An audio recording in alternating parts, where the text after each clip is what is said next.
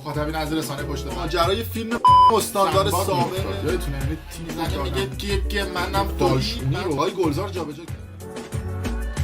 درود به مخاطبین عزیز، بنده امین فردین به همراه تیمم بار دیگه با یک برنامه پشت پرده دیگه با شما هستیم.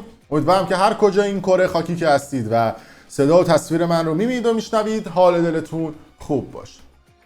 ساعتی پیش داشتم توی توییتر گشتی میزدم و چشم خورد به این توییت که توجهم رو جلب کرد که یه شخصی به اسم امیرحسین بهالو که رئیس اداره حقوقی مرکز وکلای کارشناسان رسمی و مشاوران خانواده قوه قضاییه، خلاص از این وکیل پایه که دادگستریه، یه توییت کرده بود. خیلی برام عجیب بود که گفته بود که همکنون تجمع وکلای انقلابی جمهوری اسلامی ایران در حمایت از آرمانهای اصیل انقلاب اسلامی و اعلام براءت از اغتشاشگران و خواص بی‌بصیرت. مثلا کلا این آلرژی دارم به این کلمه اغتشاشگران، چون میگم که داره به مردم سرزمینم که معترضن و دارن سختی میکشن به معنای واقعی کلمه توهین میشه. و کلا هر موقع این کلمه رو میبینم یه دفعه قفلی میزنم روی سری از موضوعات. بعد یه سری عکس زیر این توییت منتشر کرده که حالا عکس‌ها رو هم ببینیم بد نیست.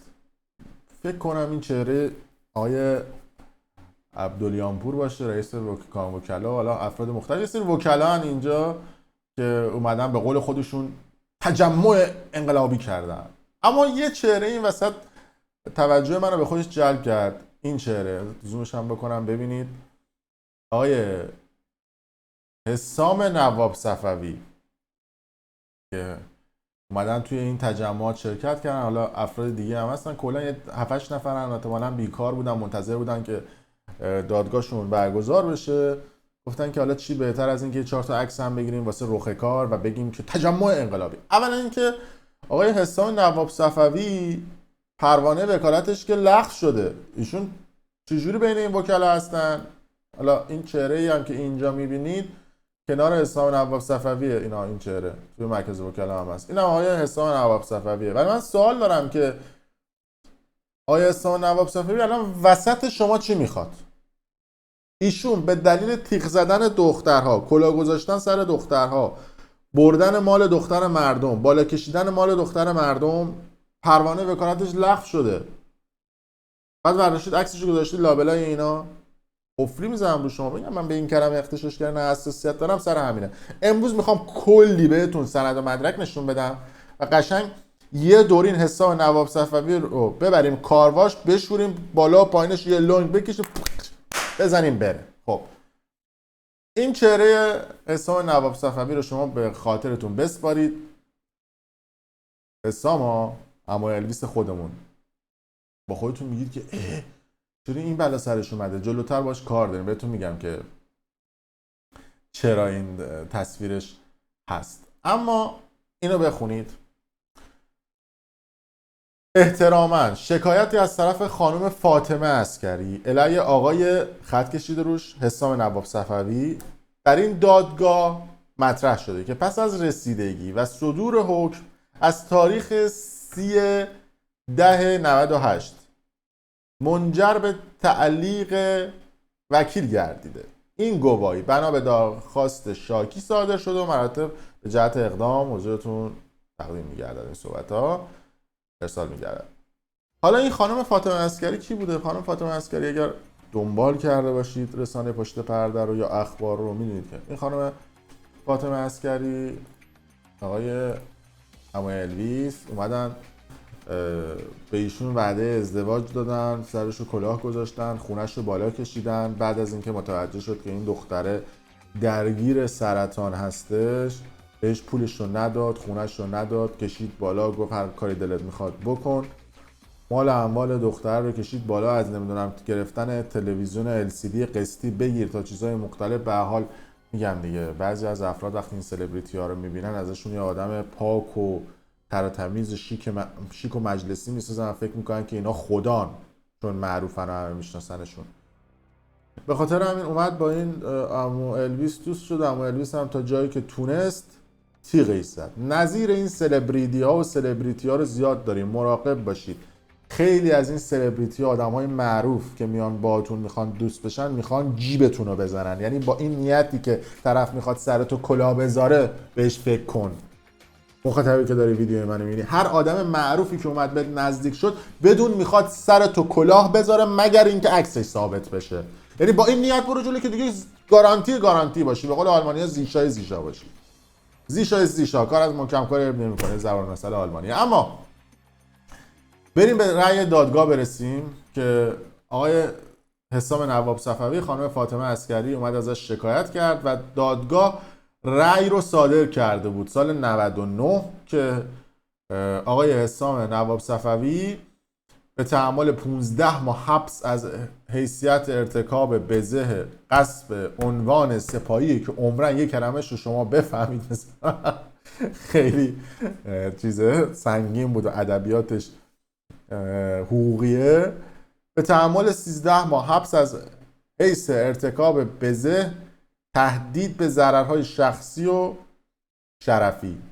اما گفته که یه زندانی باش بریدیم دیگه. من اینجوری تحلیل میکنم، باید بود خود وکلای عزیز بخونن و رأی دادگاه رو براتون تحلیل بکنن. خلاصه رأی دادگاه اومد که این آقای حسام نواب صفوی محکوم شده، باید بره زندان. بعد این حسام نواب صفوی هم دید که یا ابوالفضل باید بره زندان. از این صحبت ها اومد یه نامه زد، براتون زومش میکنم. خب اومد نامه زد و به قاضی پروندهش گفتش که ضمن عرض سلام و احترامم به استحضار میرساند این جانب سید حسام نواب صفوی بازیگر سینما و تلویزیون با توجه به موقعیت اجتماعی و همچنین داشتن بیماری نمیدونم چی و انعکاس خبر ورود من به زندان به طور قطع در شبکه‌های معاند منتشر میشه و تقاضای ارفاقی این جانب با پابند الکترونیکی مورد استدعاست. با تشکر، سید حسام الدین نواب صفوی. یعنی احتمالاً اینجا که وایساده با پابند الکترونیکی دوستمون وایساده،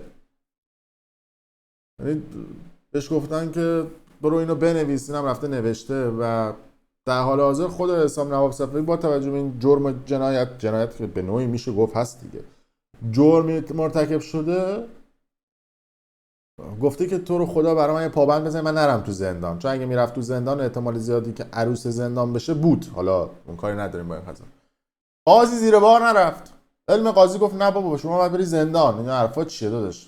قانون رو بسنم دمش گرم اینو گفت. ولی اومد از ترفند شماره 2 استفاده کرد با این نامه هایی که هست و ببینید یه دونه حکم قضایی دیگه هم هست. گفته که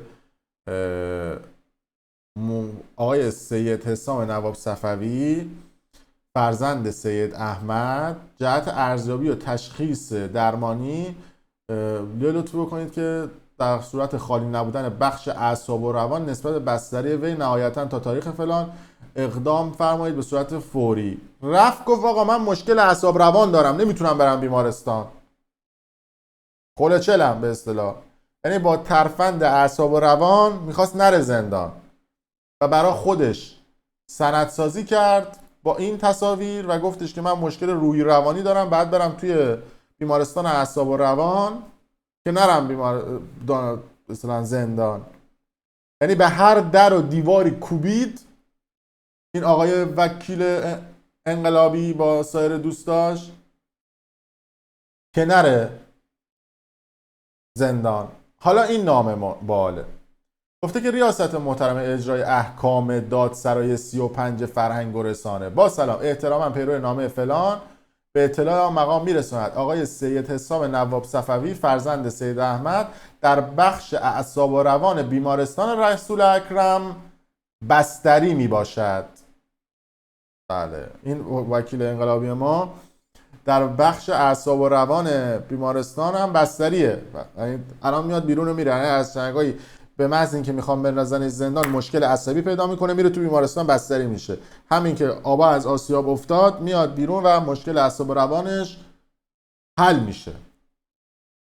و این نامه رو هم ببینید که یه سری گفتن که کلا این دارو ماروهاشه، مثل این که ساعت مراجعه به روانپزشک و چیزهای مختلف رو این از مجموعه خدمات درمانی رسول اکرم دوستان زحمت کشیدن برای ما فرستادن دیگه، که ایشون آقای نواب صفوی اومدن و توی این بیمارستان بستری شدن. این سند و مدرکش هستش که فردا نگن که آقایشون بستری نشده توی بیمارستان اعصاب روان و دارید چرت و پرت میگین. سند و مدرکشه، کد ملیش هست، کد رهگیری، همه چی رو گذاشتیم در دسترستون. دوستان دست به سرچ و دست به استعلام برن استعلام بگیرن از این آقای عمو الویس ما که چجوری سر دختر مردم کلاه گذاشت و اون دختر هم فوت کرد و الان هم تو این دنیا نیست، اما کارما احسان نواب صفوی رو گرفت.